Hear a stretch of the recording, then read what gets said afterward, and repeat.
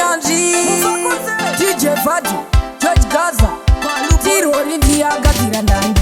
Yogen, pandai kuda waindivharira panze uchiti kudzodana nakune vanhu zvivanze uchiti ndikunyamba bvunza pamabhanze this time ndakutaura fea handicha naunda nemumwe baby girl uchembomira handiti iwe wakandichita chitombomira wakandidhisa poinda imbomira baby wakandivhiringidza tombomira naunda nemumwe baby chitombomira handiti iwe wakaporonga imbomira waiganza uchishaina tombomira nau handichakude chitombomira dai waiziya mudiro wanekuita baby girl dai usinombonichita dai rudo rwedu usina kumbokuita kutaura kuno dai zvichiita ona manje shamwari dzako dzakufurata dzungu handi unokadike kustudio kwabingu apa kanotombofamba kana shangu iwe kumba kwavo vese ndevechinaunda nemumwe baby girl uchombomira handiti iwe wakandichita chitombomira wakandidhisa poinda imbomira baby wakandivhiringidza tombomira naunda nemumwe baby chitombomira handiti iwe wakaporonga imbomira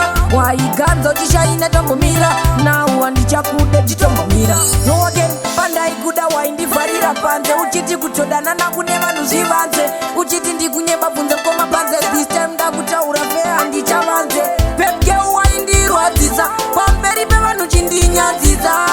waiita kundipfidzisa this time ndane mumwe ndudokurwadzinaunda nemumwe pepge uchembomira handiti iwe wakandichita chitombomira wakandidhisa poinda imbomira bebi wakandivhiringidza tombomira naunda nemumwe bebi chitombomira handiti iwe wakaporonga imbomira waiganza uchishaina tombomira nau handichakude chitombomira dai waiziya mudiro wanekuita bebi girl dai usinombonichita dai rudo rwedu usina kumbokuita kutaura kuno dai zvichiita ona manje shamwari dzako dzakufurata dzungu handi unokadike kustudio kwabingu apa kanotombofamba kana shangu iwe kumba kwavo vese ndevechinaunda nemumwe baby girl uchombomira handiti iwe wakandichita chitombomira wakandidhisa poinda imbomira baby wakandivhiringidza tombomira naunda nemumwe baby chitombomira handiti iwe wakaporonga imbomira waiganza uchishaina tombomira nau handichakude chitombomira